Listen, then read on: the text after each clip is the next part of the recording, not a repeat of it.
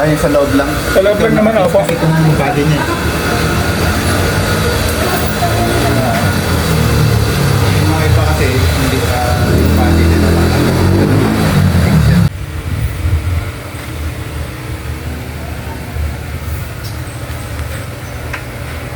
Ano yung sa bahay na? Ito, hindi na natin tanggalin to. Yung tatanggalin yun dyan.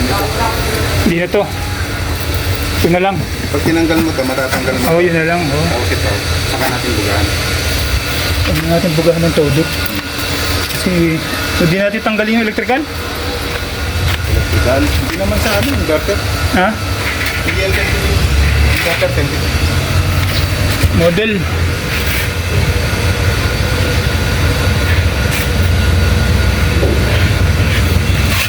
Kaya, Sila, marami silang tubig dyan eh. Pinipressure yung ginaganyan nila yun eh.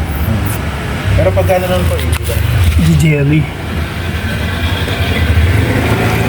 Di jelly na po.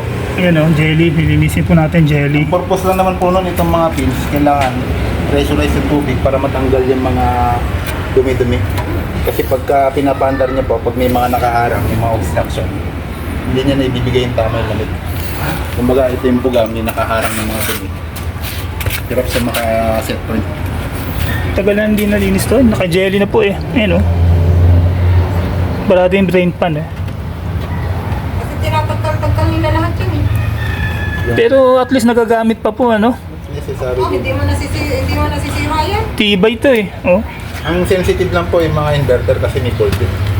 Kapag binuga mo yun na yung board din mo iningatan, tapos pinaandar mo, basa-basa pa.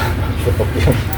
Pero pag mga conventional, matibay yan, yun nga lang, ang logi mo dito, lakas sa kuryente.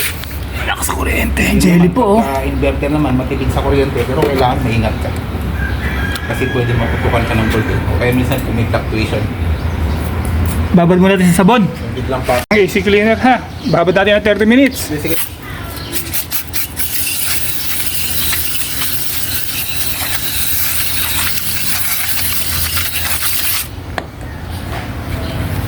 Layo mo ng comfort.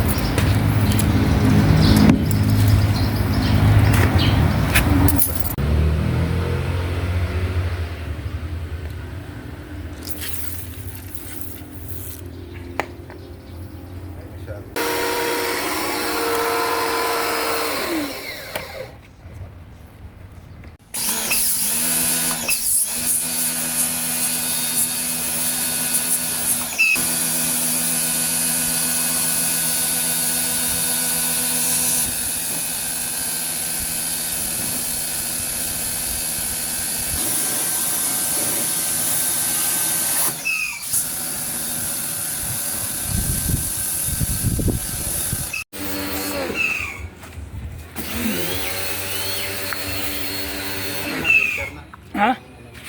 Wait lang. Iangat mo dito, okay lang. Oo. Buhatin mo dito. Para yung dumi. Malinis oh.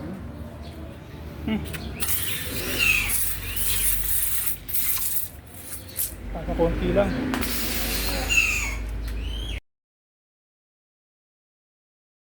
Hindi umandar compressor. Pag quiet cool. Yan lang ako lagi lang nakaganyan. Negative po oh. Masyado malapit eh. Malamig po yan. Masyado malapit pag ano, hanggang dyan lang. Nag negative 12. Ibig sabihin